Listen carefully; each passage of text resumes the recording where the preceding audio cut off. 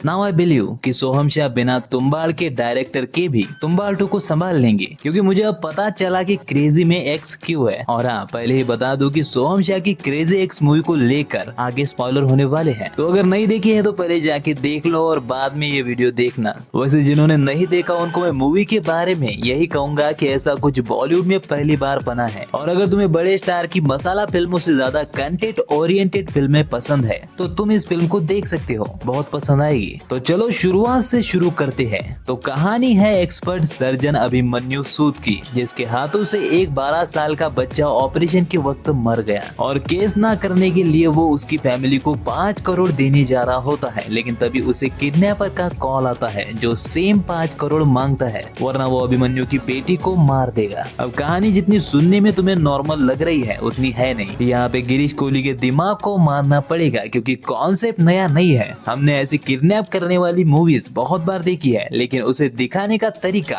काफी नया है। जहाँ पर तुम्हें ये सुन के भी शौक लगेगा कि कैमरे के सामने पूरी फिल्म होने तक अकेले सोहम शाही होते हैं, जो अपनी दो बीवियों को फोन कर रहे हैं। उन्हें किडनैपर का फोन आ रहा है, कभी उनके बॉस का फोन आ रहा है तो कभी उनके कलीग का, और उस फोन के उस तरफ कौन है ये हमें दिखता नहीं है, बस उनकी आवाजें सुनाई देती है। और अब उसमें तुम सोहम शाह की कमाल की एक्टिंग और पीछे का बैकग्राउंड म्यूजिक मूवी की इंटेंस सिचुएशन के साथ जोड़ के देखो। जब ये सारी क्रेजी चीजें एक साथ जुड़ती है तभी उस क्रेजी में वो एक्स जुड़ता है। यानी कि जो सारी फिल्म में क्रेजी चीजें होती है उसी को ये एक्स फोरशैडो करता है। क्रेजी एक्स यानी कि क्रेजी से दुगना। अब देखो, वैसे तो फर्स्ट हाफ इंट्रोडक्शन में ही चला जाता है, जहाँ पे हमें अभिमन्यु कौन है, उसकी पहली बीवी और बेटी के साथ उसकी रिलेशनशिप कैसी है, और अभी जो उसकी बीवी है या फिर उसका बॉस है, जो कुछ भी है, उन सबके साथ उसकी रिलेशनशिप क्या है, उसकी अभी की सिचुएशन क्या है, यही सब हमें फर्स्ट हाफ में दिखाया जाता है। और इसलिए सेकेंड हाफ से असली स्टोरी स्टार्ट हो जाती है, जहाँ पे सभी प्रॉब्लम जो फर्स्ट हाफ में हमसे इंट्रोड्यूस हुई थी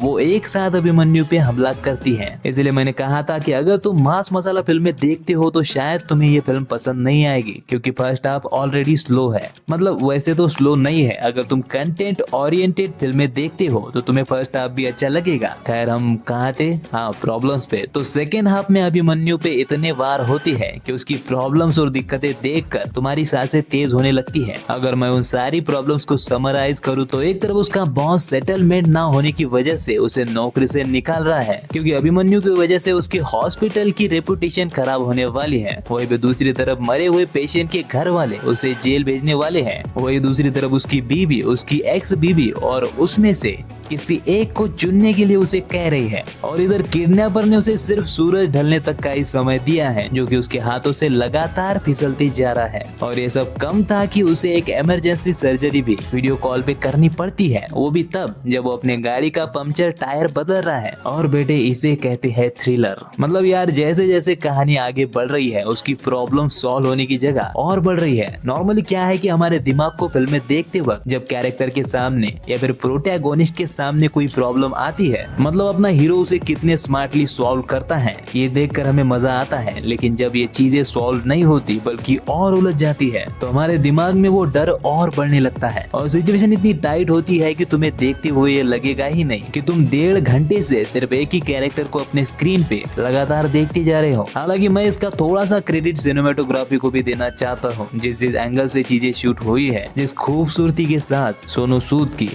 अभिमन्यु सूद की कहानी को हमारे सामने रखा गया है, वो कमाल था। वैसे मूवी के मेरे सबसे थ्रिलिंग शॉट एक ही सीन में थे, जब वो टायर बदलते हुए सर्जरी कर रहा है तब। पहला ये जब टायर का स्क्रू अभिमन्यु को चींटियों के बिल से हाथ डाल के निकालना पड़ता है। जितना ब्यूटीफुल शॉट ये देखने में होता है उतना ही उसे देखते वक्त थ्रिल भी महसूस होता है। और दूसरा, सीना फाड़ के हार्ट को मसाज देने वाला सीन। अब होता है कि सर्जरी के दौरान पेशेंट की हार्ट बीट रुक जाती है, तो इसलिए अभिमन्यु उन्हें सीने को चीर के हार्ट को मसाज देने को कहता है, और सरप्राइजिंगली वो पेशेंट दोबारा जिंदा भी हो जाता है। लेकिन ट्रस्ट में ये देखने में बहुत ही डिस्गस्टिंग लगता है। वैसे सबसे ज्यादा अच्छी बात मुझे ये लगी कि मूवी को थ्रिलिंग बनाने के लिए इन्होंने एक्स्ट्रा ऐसा कुछ भी ऐड नहीं किया जिसका कहानी में आगे जाके मतलब ना निकले, सिवाय इस सीन के। पर हाँ, अगर क्लाइमैक्स की बात करूँ तो वो तुम्हें जरूर हर्ट करेगा और साथ में एक स्वीट मैसेज भी देगा। खास करके पेरेंट के लिए ये मैसेज बहुत इम्पोर्टेंट है। और रही हर्ट करने की बात, तो मैं ऐसा इसीलिए कह रहा हूँ क्योंकि तुम चाहे जितने भी कोशिश कर लो, कहानी को जिस तरह से तुम प्रेडिक्ट करोगे वैसी वो निकलेगी ही नहीं। और ये चीज इंटरेस्टिंग इसीलिए है क्योंकि ये आजकल बहुत ही कम देखने को मिलता है। वैसे जितना इसका रन टाइम है वो भी आजकल कम ही देखने को मिलता है। तो वह लोग मैं कह सकता हूँ कि क्रेजी मूवी मुझे अच्छी लगी। रही तुम्बाड़ से इसके कंपैरिजन की बात, तो मेरे हिसाब से वो नहीं करना चाहिए। दोनों फिल्में अलग जॉनर की है और दोनों का बॉलीवुड में कोई मुकाबला नहीं है क्योंकि बॉलीवुड में ऐसी फिल्में बनती ही नहीं है। बाकी तुम्बाड़ 2 या फिर डायरेक्टर राही की पहाड़ पंगीरा कब आएगी ये तो मुझे नहीं पता, पर अब सोहम शाह पे और उनकी एक्टिंग पे मेरा भरोसा और तगड़ा हो गया है। खैर तुम्हें फिल्म कैसी लगी मुझे कमेंट में जरूर बताना और ऐसी वीडियोस के लिए चैनल को सब्सक्राइब कर लो। अगर मेरी कोई और वीडियो देखना चाहते हो तो लेफ्ट साइड वाली मैं तुम्हें रिकमेंड करना चाहूंगा। Bye bye.